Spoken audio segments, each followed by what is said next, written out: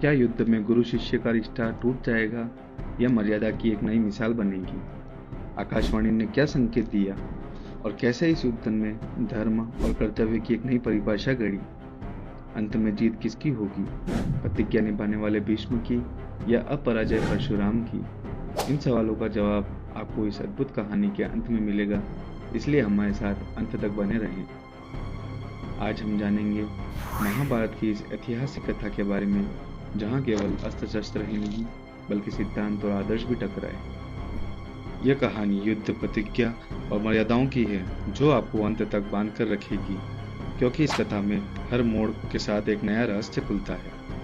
क्या होता है जब एक शिष्य अपने धर्म और प्रतिज्ञा के लिए अपने ही गुरु के सामने युद्ध भूमि में खड़ा हो जाता है? क्या धर्म की मर्यादा के लिए गुरु शिष्य का संबंध भुला दिया जाए? क्या भीष्म अपने गुरु पर विजय पा सकते हैं या परशुराम के परशु के सामने उन्हें झुकना पड़ेगा? कभी सोचा है कि एक स्त्री का अपमान कैसे बदल सकता है इतिहास का रुख?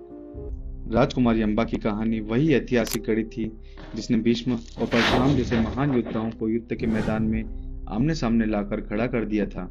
क्या धर्म और प्रतिज्ञा के नाम पर भावनाओं का बलिदान न्याय है? इस ऐतिहासिक कहानी का हर मोड़ आपको सोचने पर मजबूर कर देगा कि ऐसा क्यों हुआ और इसके पीछे क्या गूढ़ रहस्य छिपे हुए थे।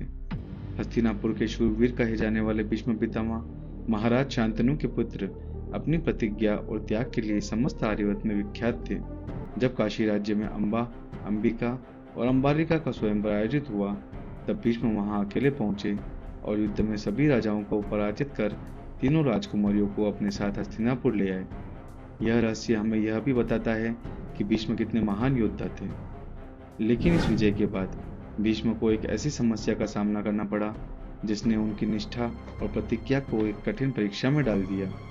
रास्ते में अंबा ने भीष्म से कहा, राजकुमार, मैं पहले से ही राजा शल्य से प्रेम करती हूँ और उन्हीं से विवाह करना चाहती हूँ। आपने मुझे यहाँ लाकर मेरे सपनों को तोड़ दिया है। भीष्म, जो धर्म और मर्यादा के प्रतीक थे, तुरंत ही अंबा की बात का मान रखते हुए उन्हें राजा शल्य के पास लौटने की अनुमति दे दी। लेकिन यहीं से राजकुमारी अंबा की जिंदगी में एक ऐसा मोड़ आया जिसने उन्हें प्रतिशोध की राह पर धकेल दिया। जब अंबा राजा शल्य के पास पहुंची और उन्हें अपने प्रेम का स्मरण दिलाया, तो राजा शल्य ने उनसे कहा, आपको भीष्म ने युद्ध में जीता है, मैं पराजित होकर आपको कैसे स्वीकार कर सकता हूँ। शल्य के इन कठोर शब्दों ने अंबा के मन में गहरा आघात दिया। उन्होंने खुद को अपमानित और ठुकराया हुआ महसूस किया। अपने प्रेमी के इनकार से टूटी अंबा वापस भीष्म के पास पहुंची और विनती की कि अब जब राजा शल्य ने मुझे अस्वीकार कर दिया है तो आप ही मुझसे विवाह करें। लेकिन भीष्म, जिनके बारे में हम सभी जानते हैं कि उन्होंने अपने पूरे जीवन में विवाह न करने आजन्म ब्रह्मचर्य का व्रत ले रखा था, इसलिए उनकी इस मांग को भीष्म ठुकरा देते हैं। भीष्म के इस इनकार में अंबा के हृदय में प्रतिशोध की ज्वाला उठ गई थी। उनका सम्मान और उनका प्रेम दोनों दांव पर लग चुके थे। अब उनके मन में केवल एक ही सवाल था, इस अपमान का बदला कैसे लिया जाए। अंबा के इस गुस्से से भरी आग को बुझाने का अब कोई समाधान शेष नहीं था। अपनी बेबसी से आहत अंबा ने भगवान परशुराम की शरण ली। परशुराम, जो धरती के सबसे महान योद्धा और भीष्म के गुरु भी थे, अंबा की बात सुनकर उनका साथ देने का वचन दिया। उन्होंने सोचा कि शिष्य को धर्म और न्याय का पालन करना चाहिए और अगर भीष्म अंबा से विवाह कर लेते हैं तो यह उचित होगा। परशुराम ने संदेश भेजा, भीष्म, एक स्त्री का अपमान धर्म नहीं है, उसे न्याय दो और उससे विवाह करो। लेकिन भीष्म ने स्पष्ट शब्दों में उत्तर दिया, गुरुदेव, मैंने आजीवन ब्रह्मचर्य रहने की प्रतिज्ञा ली है। यह प्रतिज्ञा मेरे धर्म का आधार है, जिसे मैं किसी भी परिस्थिति में नहीं तोड़ सकता। परशुराम के लिए यह बात गुरु धर्म और न्याय का प्रश्न था, जबकि भीष्म के लिए यह उनकी प्रतिज्ञा का सम्मान था। धर्म के नाम पर दोनों के बीच टकराव अपरिहार्य हो गया था। यही वह क्षण था जिसने दो महायोद्धाओं को युद्ध भूमि में आमने सामने ला खड़ा कर दिया था। आप क्या सोचते हैं, क्या भीष्म ने सही किया या फिर परशुराम का निर्णय अधिक धर्मसंगत था? अपनी राय जरूर बताएं।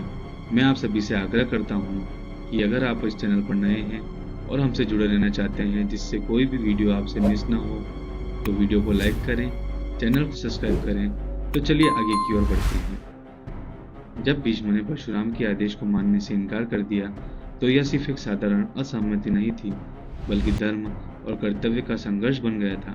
क्या एक शिष्य को अपने गुरु के आदेश का उल्लंघन करने का अधिकार है? भीष्म के इनकार ने भगवान परशुराम को क्रोधित कर दिया। परशुराम, जो क्षत्रियों के संहारक और शिव के परम शिष्य माने जाते हैं, अपने आदेश का उल्लंघन बर्दाश्त नहीं कर सकते थे।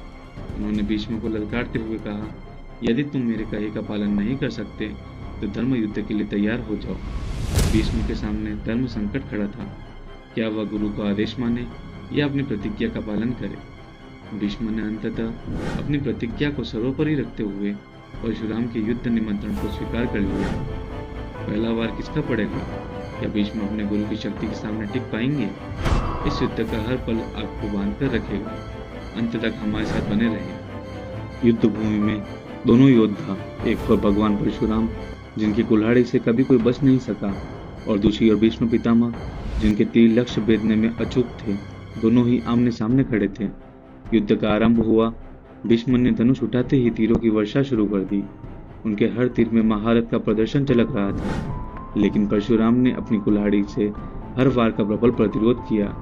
हर प्रहार के साथ युद्ध और उग्र होता गया, मानो दोनों योद्धाओं की शक्ति अनंत हो। दिन भर चले इस भीषण संघर्ष के बाद भी न कोई पराजित हुआ, न कोई विजयी हुआ। दोनों योद्धा एक दूसरे के कौशल को सम्मान देते हुए युद्ध समाप्ति का संकेत दिए बिना वापस अपने शिविर में लौट गए। क्या भीष्म अपने गुरु पर विजय पाने के लिए कुछ असाधारण करेंगे? क्या युद्ध अब समाप्ति की ओर बढ़ रहा था या एक नया मोड़ लेने वाला था? आपको यह जानकर बड़ी अजीब बात लगेगी कि यह युद्ध 23 दिनों तक चला, और इसका निष्कर्ष क्या था? युद्ध के दौरान परशुराम ने भीषण प्रहार करते हुए भीष्म को परास्त करने की पूरी कोशिश की। भीष्म समझ गए कि अगर वे दिव्य अस्त्र का प्रयोग नहीं करेंगे तो यह युद्ध समाप्त नहीं हो सकेगा। और फिर भीष्म ने प्रसिद्ध प्रभाशास्त्र का आह्वान किया, जो अस्त्र इतना शक्तिशाली था कि इससे युद्ध का अंत सुनिश्चित था। परशुराम ने इस अस्त्र को रोकने के लिए शिव से प्रार्थना की और इसके बाद एक तेज आकाशवाणी हुई। भीष्म की प्रतिज्ञा धर्म के अनुकूल है। यह युद्ध अब और नहीं चलना चाहिए। परशुराम ने भीष्म की महानता स्वीकार करते हुए युद्ध समाप्ति की घोषणा की। तो क्या यह युद्ध किसी की हार और किसी की जीत के बिना ही समाप्त हुआ? आइए जानते हैं इस संघर्ष का अंत और दोनों योद्धाओं का सम्मान। परशुराम ने यह समझ लिया था कि भीष्म की प्रतिज्ञा धर्म का पालन है और इसे तोड़ना अनुचित होगा। उन्होंने भीष्म को आशीर्वाद दिया और कहा, तुमने धर्म और मर्यादा दोनों का पालन किया, तुम सदैव विजय पाओगे। युद्ध भले ही समाप्त हो गया था, लेकिन राजकुमारी अम्बा के प्रतिशोध की आग शांत नहीं हुई थी। इसी अपमान के कारण अम्बा ने भगवान शिव की घोर तपस्या की, और जैसा कि हम सभी जानते हैं कि शिखंडी के कारण भीष्म पितामह का पतन हुआ, तो वो और कोई नहीं, राजकुमारी अम्बा का ही अगला जन्म था, जो कि शिखंडी के रूप में था। भीष्म और परशुराम के इस युद्ध में हमें क्या सीख मिलती है? क्या धर्म और प्रतिज्ञा का पालन किसी भी कीमत पर करना चाहिए? यह युद्ध हमें धर्म, प्रतिज्ञा और मर्यादाओं का महत्व सिखाता है। भीष्म ने अपने आदर्शों के लिए अपने गुरु से भी युद्ध किया, लेकिन मर्यादा नहीं तोड़ी। परशुराम ने अपने शिष्य की परीक्षा ली, लेकिन अंत में धर्म का सम्मान किया।